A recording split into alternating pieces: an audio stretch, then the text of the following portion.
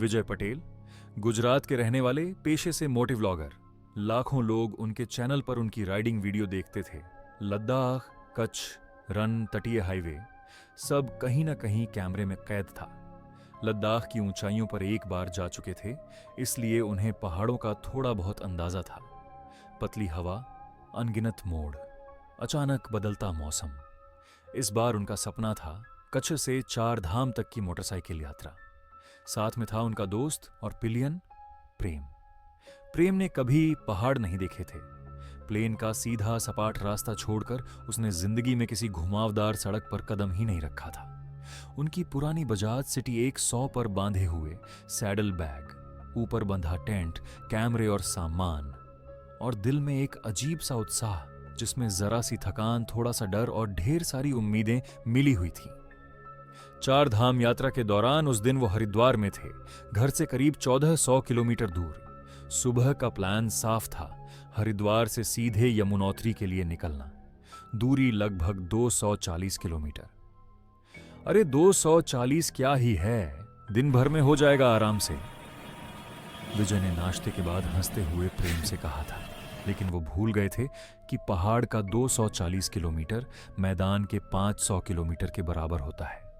नाश्ता पानी करके चैन से 10-11 बजे वो हरिद्वार से निकले। रास्ते में रुकते, शूट करते, कच्चा पक्का फुटेज बनता गया। दोपहर होते होते वो देहरादून पहुंच गए। देहरादून में बाइक में थोड़ा काम था, कुछ सामान लेना था। टाइम का ध्यान ही नहीं रहा।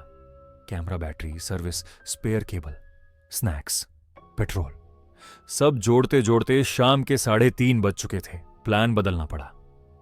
सीधे यमुनोत्री नहीं हो पाएगा आज, पहले मसूरी चलते हैं, वहां नाइट स्टे कर लेते हैं, कल सुबह निकलेंगे आराम से, विजय ने निर्णय लिया। प्रेम भी थका हुआ था, लेकिन पहाड़ों की हल्की झलक देखकर उसकी आंखों में भी चमक आ गई थी। देहरादून से मसूरी की तरफ चढ़ाई शुरू हो गई। जैसे जैसे ऊंचाई बढ़ रही थी, वादियां गहरी होती जा रही थीं। कहीं ओक के पेड़, कहीं चीड़, कहीं बादलों में छिपी दूर की बस्तियां। प्रेम इन सबको पहली बार देख रहा था। रास्ते में उन्होंने मैगी खाई, चाय पी, 2-4 जगह रुककर शूट किया, लेकिन पहाड़ों के तीखे मोड़ और लगातार घुमाव ने प्रेम का सिर भारी कर दिया। पीछे बैठा व्यक्ति अगर पहाड़ों का आदी न हो तो उसे जल्दी मोशन सिकनेस घेर लेती है। प्रेम बार बार बोलता, यार विजय जरा रोको, चक्कर जैसा आ रहा है, और हर बार बाइक साइड में लगानी पड़ती। धीरे धीरे प्रेम घबराने लगा। हम घर से बहुत दूर आ गए हैं और अभी तो बहुत बाकी है। विजय उसे हंसाकर समझाते रहे, अरे कुछ नहीं होगा, बस आदत नहीं है, तू देखना 2 दिन में तू खुद बोलगा, चल यार आगे। पर समय निकल रहा था। पहाड़ की शाम जल्दी उतरती है। जब वो मसूरी के पास पहुंचे तो देखा कि शहर लोगों से खचाखच भरा था। टूरिस्ट, जाम, टिमटिमाती हेडलाइट्स, हॉर्न की आवाजें। देख प्रेम, यहां आज रुकेंगे तो आधी रात तक होटल ढूंढते रह जाएंगे और भीड़ में कुछ मजा भी नहीं आएगा, विजय ने कहा। हम मसूरी बाईपास करते हैं, धनौल्टी चलते हैं, वो थोड़ा शांत रहता है, वहीं नाइट स्टे करेंगे। प्रेम ने थके स्वर में बस ठीक है कहा। दोनों मसूरी को पीछे छोड़ते हुए धनौल्टी की तरफ बढ़ चले। मसूरी से आगे निकलते ही धीरे धीरे बूंदाबांदी शुरू हो गई। पहाड़ों पर बारिश का एक अपना ही स्वभाव होता है। अचानक आती है, अचानक तिरोहित हो जाती है और पीछे छोड़ जाती है कड़ाके की ठंड। बस ज्यादा तेज मत हो, विजय ने आसमान की तरफ देखते हुए बुदबुदाया। पर जैसे ही वो धनौल्टी से करीब 15 से 16 किलोमीटर पहले पहुंचे, बारिश ने अपना असली रूप दिखा दिया। भारी बरसात, उसके साथ ओले और सामने का दृश्य लगभग धुंधला। हेडलाइट्स पानी की दीवार को चीरती हुई आगे बढ़ रही थी, लेकिन विजिबिलिटी बेहद कम थी। सड़क फिसलन भरी हो गई थी। एक चौराहे पर जाकर आखिरकार विजय ने बाइक रोक दी। पास में एक छोटा सा शेल्टर था। वो दोनों उसके नीचे जाकर खड़े हो गए। प्रेम के दांत किटकिटा रहे थे, कपड़े भीग चुके थे, राइडिंग जैकेट पानी से भर गई थी। वो धीमे से बोला, विजय मुझे अच्छा नहीं लग रहा, आगे मत चलते हैं, अभी कुछ गड़बड़ लग रही है। बारिश रुकने का नाम ही नहीं ले रही थी और फिर धीरे धीरे जैसे किसी ने स्विच ऑफ किया हो, बरसात थम गई, लेकिन साथ ही अंधेरा पूरी तरह उतर चुका था। उसी समय ठंडी हवा के साथ तापमान अचानक गिरा और विजय का हेलमेट पर लगा गोप्रो भी डेड हो गया। बैटरी ठंड में जल्दी बैठ जाती है, उन्हें यह पता था, पर उस रात ये बात उन्हें बाद में खलेगी। गोप्रो बंद, सड़क सुनसान, चारों तरफ सिर्फ घना अंधेरा और गीला जंगल। वो दोनों फिर बाइक पर बैठे और धनौल्टी की तरफ चल दिए, ये ठानकर कि अब जहां पहला ढंग का होटल दिखेगा वहीं रुक जाएंगे। लेकिन मुसीबत यहां से शुरू हुई। जो भी होटल या लॉज रास्ते में मिला, वहां पर जाकर उन्होंने कमरा मांगा। कुछ ने साफ कह दिया रूम नहीं है। विजय ने देखा कई जगह रूम खाली थे, फिर भी उन्हें मना किया जा रहा था। कुछ जगह जहां कमरा था वहां 4 गुना दाम बता दिए गए। उनकी हालत देख ये सोचना आसान था कि ये मजबूर हैं, कहीं ना कहीं तो रुकेंगे ही। भीगे कपड़े, कीचड़ लगे जूते, थके हुए चेहरे, हर ना के साथ प्रेम की बेचैनी बढ़ती जा रही थी। विजय भी परेशान थे, पर उन्होंने फैसला किया थोड़ा और आगे चलते हैं। उनके पास अपना टेंट भी था, तो वो रास्ते में मिलने वाले ढाबों और होटलों से ये भी पूछने लगे, भाई अगर कमरा नहीं है तो बाहर टेंट लगा लें क्या आपके यहां? लेकिन हर जगह एक ही जवाब, नहीं, यहां टेंट नहीं लगा सकते। रात के करीब 8 साढ़े 8 बज रहे थे जब वो एक छोटे से ढाबे पर रुके। थकान इतनी थी कि दोनों कुछ देर बस कुर्सी पर बैठे ही रहे, बिना कुछ बोले। ढाबे के मालिक, एक उम्रदराज अंकल, ने उन्हें गरम खाना परोसा। करीब 40-45 मिनट वो वहीं बैठे रहे, बात करते रहे, कहां से आए, कहां जा रहे हैं वगैरह। खाना खत्म होने के बाद विजय ने हिम्मत करके कहा, अंकल जी, बाहर थोड़ा ओपन एरिया है सामने, हम बस आज के लिए टेंट लगा लें वहां, सुबह होते ही निकल जाएंगे, जितने पैसे बोलोगे दे देंगे। अंकल का चेहरा तुरंत गंभीर हो गया। उन्होंने बिना सोचे झट से कहा, नहीं बेटा, यहां टेंट मत लगाना, इस पूरे एरिया में रात को कहीं भी मत लगाना, होटल में ही रुकना। विजय ने सोचा कि शायद उन्हें टूरिस्टों से दिक्कत होगी, गंदगी, शोर या कुछ और। उन्होंने फिर आग्रह किया, अंकल कोई दिक्कत है क्या? पैसे वगैरह भी दे देंगे हम। अंकल की आवाज़ इस बार पहले से भी सख्त थी। बोला ना बेटा, यहां टेंट मत लगाना, खतरा है, समझो बात को। किस तरह का खतरा अंकल? भालू वगैरह होते हैं क्या, या चोरी डाका वगैरह का डर? अंकल ने धीरे से सिर हिलाया। न भालू न लूटपाट, दूसरा खतरा है। तुम लोग यहां रुकना मत, आगे बढ़ते जाओ जब तक होटल में कमरा न मिल जाए। उनके स्वर में कुछ ऐसा था कि प्रेम ने वहीं बैठ बैठे अपने हाथ ठंडे महसूस किए। लेकिन कोई ठोस वजह न सुनकर विजय के मन में शक भी हुआ और हल्की खींच भी। आखिर उन्होंने ढाबे वाले का धन्यवाद किया, सामान बांधा और आगे निकल पड़े। अब अंधेरा पूरी तरह घना हो चुका था। रोड पर उन्हें केवल साइड के रिफ्लेक्टर्स दिख रहे थे जो बाइक की हेडलाइट में चमक रहे थे। दोनों तरफ घना जंगल, बीच में पतली सी सड़क और बीच बीच में हल्की फुहारें। ऊंचाई बढ़ने के साथ ठंड भी काटने लगी। प्रेम चुप था, शायद डर से, शायद थकान से, शायद दोनों से। कुछ किलोमीटर आगे उन्हें एक छोटी सी चाय की टपरी दिखी जिसमें अभी भी हल्की रोशनी थी। विजय ने राहत की सांस ली और वहां बाइक रोक दी। टपरी पर एक युवा लड़का बैठा हुआ था। विजय ने उससे चाय मांगी और साथ ही अपनी मजबूरी भी बताई। भाई, हम बहुत दूर से आए हैं, बहुत थक गए हैं, यहां आसपास कहीं होटल होगा तो बता दें, या तू बोले तो हम यहीं नीचे टेंट लगा लेते हैं, 400 से 500 रुपये दे देंगे। लड़का चाय बनाते हुए उन्हें ऊपर से नीचे तक देखता रहा, फिर बोला, नहीं भैया, इस एरिया में कहीं भी टेंट नहीं लगा सकते आप लोग। विजय की झुंझलाहट अब बढ़ने लगी थी। सब जगह यही बोल रहे हैं, आखिर दिक्कत क्या है यहां? लड़का कुछ पल चुप रहा, फिर धीरे से बोला, आप लोग शायद पहली बार आए हैं पहाड़ में, जितना बोल रहा हूं उतना मान लीजिए, रात को यहां बाहर रुकना ठीक नहीं है। पर विजय और प्रेम की जिद बढ़ती जा रही थी। थकान अब दर्द बन चुकी थी। काफी बहस और रिक्वेस्ट के बाद आखिर लड़का मान गया। ठीक है, अगर आप लोग इतने ही मजबूर हो तो एक तरीका है, यहां से थोड़ा नीचे जाओगे तो एक जगह आएगी, सड़क का एक छोटा सा प्लेन हिस्सा। एक तरफ एक घर है, दूसरी तरफ पीछे जंगल। उस घर और जंगल के बीच जो खाली जगह है, वहां आप अपना टेंट लगा सकते हो। विजय की आंखों में उम्मीद की चमक आ गई। और कोई दिक्कत तो नहीं होगी। लड़के ने इस बार बेहद कड़े स्वर में कहा, एक बात ध्यान रखना, रात को खाना पीना निपटाकर जब टेंट के अंदर चले जाओगे तो फिर बाहर नहीं निकलना, चाहे कुछ भी हो जाए। कोई आवाज आए, कोई पुकारे, कोई चलने की आवाज आए, फिर भी बाहर मत निकलना। प्रेम ने घबराकर विजय की तरफ देखा। विजय ने हल्का सा मुस्कुराने की कोशिश की। हाँ, ठीक है, चिंता मत कर। लड़का टपरी बंद करके चला गया। विजय और प्रेम उस बताए हुए स्थान पर पहुंचे। वाकई सड़क का एक प्लेन हिस्सा था। एक तरफ घर, दूसरी तरफ अंधेरा जंगल, ठंडी हवा और हल्की धुंध, जैसे रात खुद सांस रोककर खड़ी हो। उन्होंने वहीं टेंट लगाया, बाइक को सामने खड़ा किया, ऊपर से तिरपाल डालकर सामान को कवर किया और भीतर घुस गए। प्रेम ने अंदर आते ही बिना कुछ बोले अपना स्लीपिंग बैग खोला, उसमें घुसा और एक कोने में जाकर लेट गया। उसके शरीर में इतनी थकान, इतनी घबराहट थी कि वो तुरंत लगभग बेहोश जैसी नींद में चला गया। विजय ने स्लीपिंग बैग पर सिर रखा, लेकिन नींद कोसों दूर थी। उनके दिमाग में बार बार वही लड़के की बात गूंज रही थी, टेंट के बाहर मत निकलना, चाहे कुछ भी हो जाए।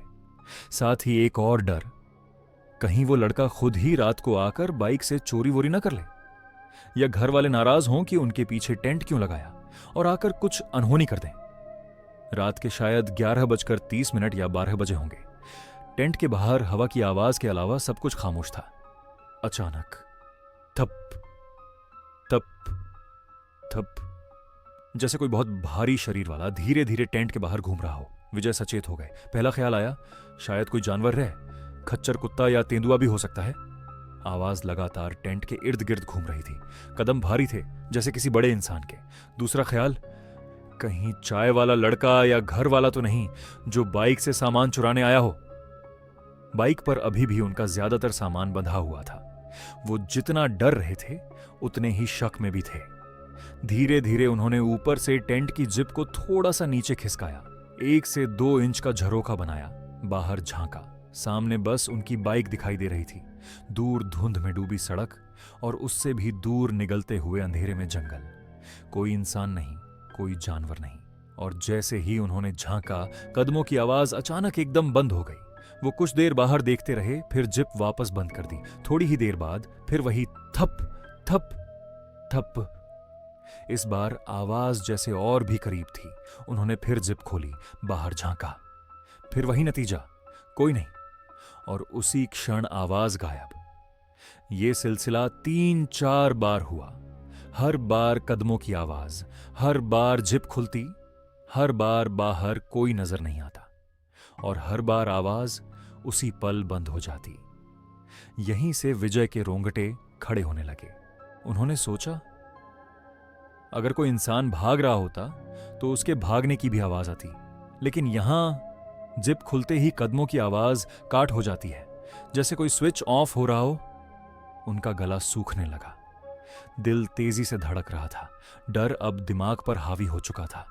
टेंट के भीतर घुप अंधेरा, बस उनके हाथ में एक बड़ी सी टॉर्च। प्रेम अभी भी उसी तरह स्लीपिंग बैग में मुंह ढंग के सो रहा था। रात के शायद 1:45 बज रहे थे। बाहर हवा की सरसराहट तेज हो चुकी थी। एक बार फिर से कदमों की आवाज शुरू हुई। इस बार विजय ने तय किया कि वो ज्यादा देर तक बाहर झांक कर देखेंगे। उन्होंने टेंट की जिप पहले से थोड़ा और नीचे तक खोली और अंदर से ही चुपचाप बैठकर बाहर देखने लगे। करीब 10 से 12 मिनट तक कुछ भी असामान्य नहीं दिखा, बस उनकी बाइक, हल्की धुंध और ठंडी रात। और फिर अचानक उनकी नजर बाइक के पीछे कुछ हलचल पर पड़ी, जंगल की तरफ से, जैसे धुंध के अंदर से कोई चीज अलग होकर आगे बढ़ी हो। वो एक साया था, कद में करीब 6-7 फुट, पूरी तरह काला, जैसे किसी ने रात को ही आकार दे दिया हो। पर वो चल नहीं रहा था। उसके कदमों में हिलना डुलना नहीं था। वो जैसे तैरता हुआ आगे बढ़ रहा था, धीमे, सीधा, निर्विकार। विजय की सांस रुक गई। वो सांस लेना भूल गए थे या हवा ने खुद को रोक लिया था, शायद दोनों। साया बाइक के आर पार होकर टेंट की तरफ बढ़ने लगा। बाइक और टेंट के बीच कोई 10 से 15 फीट की दूरी रही होगी। साया ठीक उस फासले को नापता हुआ जैसे किसी खास मकसद से आगे आ रहा था। अब वो टेंट से सिर्फ 1 से 2 फुट दूर था। विजय की रीढ़ में एक बर्फीली लहर दौड़ गई। उन्हें ऐसा लगा जैसे कहीं उनके भीतर का खून ही जम गया हो। कुछ पल तक वो साया वहीं ठहरा रहा। ना कोई चेहरा, ना कोई आंखें, सिर्फ एक लंबा काला ठोस सा धुंधला आकार। विजय की उंगलियां थरथराने लगीं। उन्होंने झटके से टेंट की जिप पूरी तरह बंद कर दी, टॉर्च को कसकर हाथ में पकड़ा और टेंट के अंदर ही दुबक कर बैठ गए। होठ ऐसे कांप रहे थे कि खुद को अपनी ही आवाज पर भरोसा नहीं था। करीब 15 से 20 मिनट बीत गए। कदमों की आवाजें बीच बीच में फिर सुनाई देती रहीं, कभी टेंट के आसपास, कभी ऐसे जैसे ऊपर से कोई चल रहा हो। पर विजय ने जिप खोलने की हिम्मत नहीं की। इसी बीच अचानक प्रेम उठकर सीधे 90 डिग्री पर बैठ गया। वो अभी भी स्लीपिंग बैग के अंदर था, सिर्फ उसका सिर बाहर निकला हुआ। जिप उसने खोली भी नहीं थी, बस सीधे और बेजान तरीके से उठकर बैठ गया। विजय ने डरते डरते उसकी तरफ देखा। कम रोशनी में भी उन्हें महसूस हुआ कि प्रेम का चेहरा वैसा नहीं था जैसा दिन में था। उसकी आंखें अजीब तरह से खाली लग रही थीं। और फिर प्रेम किसी अजीब अनजान भाषा में बड़बड़ाने लगा, तेज, लगातार, बिना रुके। विजय ने ध्यान से सुना। यह भाषा न गुजराती थी, न हिंदी, न कोई ऐसी जो विजय ने पहले कभी सुनी हो। प्रेम कभी गर्दन इधर घुमाता, कभी उधर, कभी हल्का सिर हिलाता, कभी जैसे हां या ना के इशारों में गर्दन झुकाता या हिलाता। विजय को ऐसा लग रहा था जैसे कोई अदृश्य शख्स उसके सामने बैठा हो, जो प्रश्न पूछ रहा हो और प्रेम उससे उत्तर दे रहा हो। प्रेम, ओए प्रेम, क्या हुआ तुझे? विजय ने हिम्मत करके फुसफुसाते हुए पुकारा। कोई जवाब नहीं। बड़बड़ाहट जारी रही। अब विजय से रहा नहीं गया। उन्होंने धीरे से आगे बढ़कर प्रेम के कंधे पर हाथ रखा। ओए सुन, क्या? इसके आगे की आवाज उनके गले में ही अटक गई। जैसे ही उन्होंने कंधा छुआ, प्रेम ने एकदम खौफनाक चीख मारी और बिजली की तरह अपना सिर घुमाकर विजय की तरफ देखने लगा। उसकी आंखों में कुछ ऐसा था जो इंसानी नहीं लगता था, एकदम स्थिर, गहरी, जैसे अंदर कोई और ही मौजूद हो। विजय का दिल जैसे एक धक्के से रुक गया। वो उछलकर पीछे हटे और टेंट के दूसरे कोने में जाकर बैठ गए। प्रेम वहीं से उन्हें घूरता रहा। विजय ने टॉर्च को कसकर पकड़ा। उन्हें लगा कि अगला ही पल प्रेम उन पर झपट पड़ेगा। कुछ 10 से 15 सेकंड तक टेंट में सिर्फ हवा की आवाज और प्रेम की हांफती सांसें गूंजती रहीं। फिर अचानक प्रेम की बड़बड़ाहट बंद हो गई। उसने अपना सिर धीरे से झुका लिया और उसी तरह स्लीपिंग बैग के अंदर सरक कर वापस लेट गया, जैसे कुछ हुआ ही ना हो। कुछ ही पल में उसकी सांसें फिर नींद जैसी हो गई। विजय के लिए मगर नींद शब्द ही खत्म हो चुका था। उसके बाद की पूरी रात विजय टेंट के कोने में दुबके बैठे रहे, टॉर्च हाथ में, आंखें पूरी खुली हुई और दिल इस डर में कि न जाने अगली आवाज किस ओर से आएगी। कभी उन्हें लगता जैसे कोई टेंट के ऊपर से चलता हुआ जा रहा हो, कभी लगता जैसे टेंट के ठीक पास कोई भारी चीज खड़ी है और सांस ले रही है। कभी हवा अचानक कुछ सेकंड के लिए थम जाती और उनके कानों में सिर्फ अपनी ही धड़कनों की आवाज गूंजती। उन्होंने जिप दोबारा खोलने की हिम्मत नहीं की। लड़के की चेतावनी याद थी, बाहर मत निकलना, चाहे कुछ भी हो जाए। वो बस एक ही बात मन में दोहराते रहे, सुबह हो जाए, बस किसी तरह सुबह हो जाए। उधर प्रेम उसी पोजीशन में स्लीपिंग बैग में लिपटा जैसे रात भर सोता ही रहा हो। आखिरकार बहुत लंबे इंतजार के बाद टेंट के बाहर हल्की रोशनी झांकने लगी। पहले आसमान थोड़ा धूसर हुआ, फिर नीला, फिर सफेद। पक्षियों की आवाजें सुनाई देने लगीं। दूर कहीं गांव की हलचल शुरू हुई। विजय ने सबसे पहले टेंट के बाहर झांक कर देखा। टेंट के सामने उनकी बाइक बिल्कुल उसी जगह खड़ी थी। तिरपाल भी वैसा ही था, चारों तरफ वही जंगल, वही घर, पर अब सब कुछ सामान्य लग रहा था। प्रेम अभी भी वैसे ही सोया हुआ था, चेहरा बिल्कुल शांत, जैसे किसी मासूम बच्चे की नींद हो। विजय ने उसे जगाया। उठ, सुबह हो गई है? प्रेम ने आंखें मलते हुए पूछा। अरे कब सोया मैं, लगता है एकदम आउट हो गया था रात को। विजय ने बस हल्की सी मुस्कान दी, पर कुछ नहीं बोला। जो उन्होंने रात में देखा था उसे बयान करने के लिए शब्दों से ज्यादा हिम्मत चाहिए थी। टेंट समेटने से पहले विजय सीधे उसी चाय वाली टपरी की तरफ गए। लड़का वहीं था, दुकान खोल रहा था। भैया, विजय की आवाज में अभी भी हल्का कंपन था। कल रात हमारे साथ कुछ अजीब हुआ। उन्होंने पूरी बात बारी बारी से बताई। कदमों की आवाज, साया, प्रेम का अचानक उठकर बैठना, अजीब भाषा में बोलना, उसका चेहरा, चीख, सब कुछ। लड़का चुपचाप उनकी बात सुनता रहा, फिर एक लंबी सांस लेकर बोला, आप लोग बच गए, यही बहुत बड़ी बात है, नहीं तो आज मैं आपकी कहानी नहीं सुन रहा होता। विजय के शरीर में एक और सिहरन दौड़ गई। यह क्या था? लड़के ने सड़क के उस हिस्से की तरफ देखा जहां उनका टेंट लगा था, फिर बोला, यह हमारे यहां के जंगल की आत्मा है। पुराने समय से लोग इसे देखते आए हैं। जब सड़कें नहीं थीं, लोग इन जंगलों के बीच से पैदल गांव गांव आते जाते थे। जिनकी ऊर्जा कमजोर होती थी, जिनका मन डरा हुआ या टूटा हुआ होता था, उनके साथ ये साया चलने लगता था। कई बार पूरे पूरे झुंड के साथ भी लोगों ने महसूस किया कि कोई उनके साथ चल रहा है। दिखाई तो सिर्फ साया देता, पर मौजूदगी सब महसूस करते। उस साए ने कई लोगों को पहाड़ों के भीतर खींच लिया।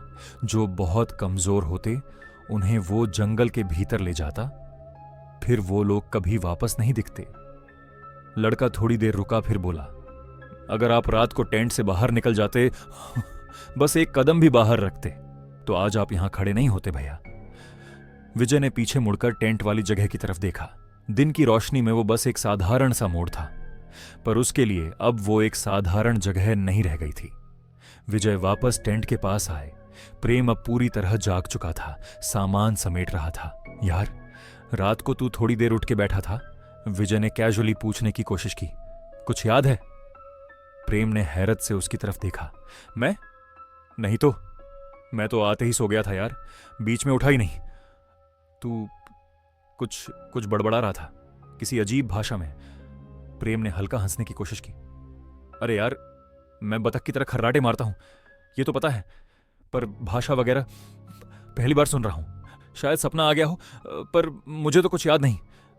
विजय ने आगे कुछ नहीं कहा। उसे लगा, अगर वो सब प्रेम को बता देगा, वो कैसे दिख रहा था, कैसे चिल्लाया था, कैसे घूर रहा था, तो शायद यहीं से वापस लौटने की जिद करने लगेगा। और सच कहें तो विजय खुद भी उस रात की कुछ बातें दिल से मिटा देना चाह रहा था। यह घटना 2022 की है। उसके 3 साल बाद एक रात विजय ने सौरभ को फोन किया और कहा, भाई, एक कहानी है जो मैंने कभी अपने चैनल पर नहीं बताई। तू चाहे तो इसे सुना के लोगों तक पहुंचा दे, अब वक्त हो गया है। फोन पर बात करते करते उन्होंने एक और बात बताई। जब से प्रेम उस 4 धाम वाली राइड से वापस आया है ना, वो पहले जैसा नहीं रहा। पहले वो हंसमुख, शांत, मजाक करने वाला लड़का था। अब वो अक्सर चिड़चिड़ा, गुस्सैल, जरा जरा सी बात पर लड़ पड़ने वाला हो गया है। घर वालों से, दोस्तों से, यहां तक कि मुझसे भी उसकी ट्यूनिंग जैसे बिगड़ गई है। हम अब बहुत कम साथ राइड करते हैं। मुझे भी उससे एक अनजानी सी दूरी महसूस होती है। फोन पर कुछ पल खामोशी रही, जैसे दोनों अपने अपने ख्यालों में खो गए हों। क्या वो साया सिर्फ टेंट के बाहर रुका था, या उसकी परछाई का थोड़ा हिस्सा किसी और पर भी हावी हो गया था? इसका जवाब शायद खुद प्रेम के पास भी नहीं था। सौरभ ने जब इस कहानी को लिखकर पढ़ा तो उसे महसूस हुआ कि यह सिर्फ एक हॉरर स्टोरी नहीं है। ये उन पहाड़ों की चेतावनी है जहां इंसान खुद को अक्सर बहुत छोटा महसूस करता है। बहुत से लोग कहेंगे, अंधविश्वास है, थकान थी, भ्रम था। शायद होगा, शायद नहीं भी। पर उस रात एक टेंट के अंदर बैठा एक आदमी अपनी टॉर्च को हथियार की तरह पकड़े पूरी रात जागता रहा, और दूसरा आदमी स्लीपिंग बैग के भीतर एक पल के लिए किसी और के नियंत्रण में चला गया था। यह बात कोई सपना नहीं लगती। अगर आप कभी धनौल्टी के आसपास किसी सुनसान जगह पर रात को टेंट लगाने का सोचें और कोई लोकल धीरे से कह दे, भैया यहां टेंट मत लगाना, रात को बाहर मत निकलना, तो शायद उसकी बात मान लेना बेहतर होगा। क्योंकि कुछ चीजें हमारे विज्ञान, हमारी समझ, हमारी कैमरा फुटेज से भी ज्यादा पुरानी है। और उन चीजों की दुनिया में एक गलत कदम कभी कभी आखिरी भी हो सकता है। हर हर महादेव।